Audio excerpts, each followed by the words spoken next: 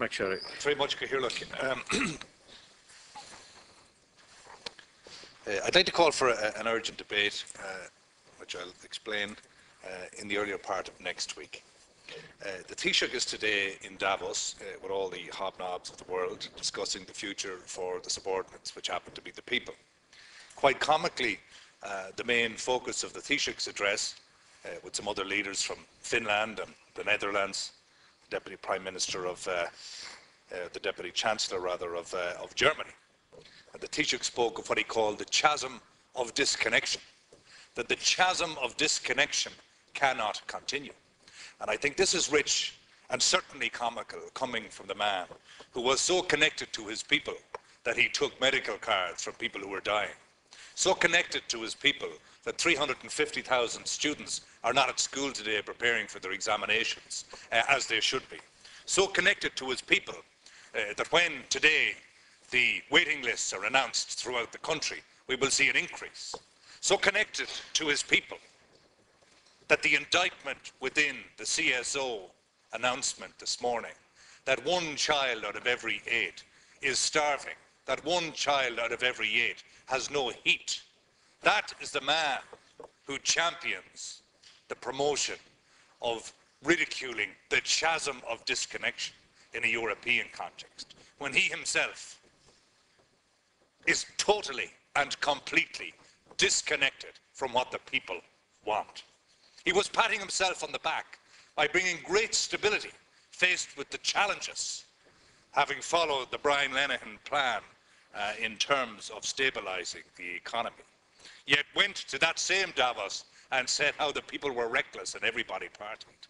That is the man who champions the ridiculing of the chasm of disconnection, and he, the epitome of what disconnection has meant for the people. While the hobnobs of Europe discuss quantitative easing and printing money to the tune of 50 billion euros per month to buy government debt throughout the country, the question is, and the nature of the debate that is required in this House next week, with the Taoiseach, if he has the manners and courtesy to come here for the 3rd time in 4 years, is what is in it for the people? What are the people getting from this government swanning around Europe, accepting the accolades for the late Brian Lenihan? The people, and if one was listening to questioning at the banking inquiry in recent days, not to prejudge in any way information that has been given at that, we had very senior people, very experienced people saying that if the Irish debt crisis and banking crisis was not contained, it would have collapsed the euro. For many times on this side of the House, we have stated the fact that the Irish people saved the euro. That is a fact. It is internationally accepted as a fact, but still the people's children starve, as we see in the CSO report today. We have 350,000 students, as I've said, out of their schooling today. We still have many thousands of people unemployed. We have an IBRC bank that was put into liquidation, who are now recovering debts from struggling families throughout the country by selling their homes out from underneath them. One instance I have where I'm negotiating for the family.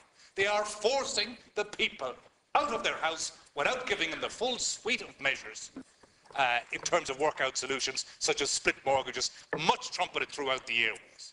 I mean, that is the chasm of disconnection. So tell the Taoiseach that if he could do this House the courtesy and the people the courtesy to begin to practice at home what he preaches internationally and start getting rid of the chasm of disconnection in this country and start listening to the people and giving them the benefit of the so-called recovery.